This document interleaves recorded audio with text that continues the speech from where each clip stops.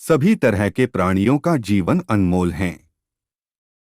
अवंतिका नगर के नागरिक बहुत परेशान थे, क्योंकि उनकी फसल जब पनपने को होती, पक्षी उसे खा जाया करते थे।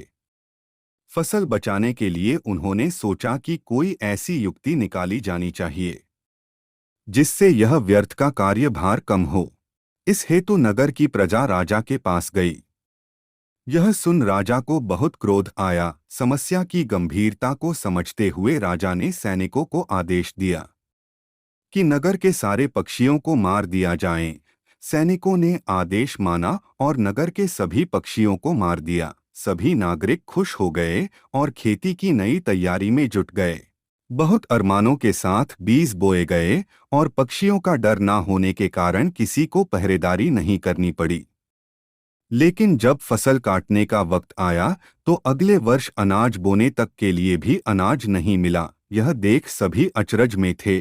फिर से राजा के पास पहुंचे। तब राजा ने समस्या का पता लगवाया, जिसके बाद सभी को ज्ञात हुआ कि मिट्टी में जो कीड़े थे उसने सभी बीजों को खा लिया। पहले पक्षी उन कीड़ों को खा लेते थे जिससे फसल की रक्षा होती थी। पक्षी न होने के कारण नागरिकों के भूखे मरने की नौबत आ गई थी। यह जानकर सभी नगर वासियों एवं राजा को अपनी भूल का एहसास हुआ।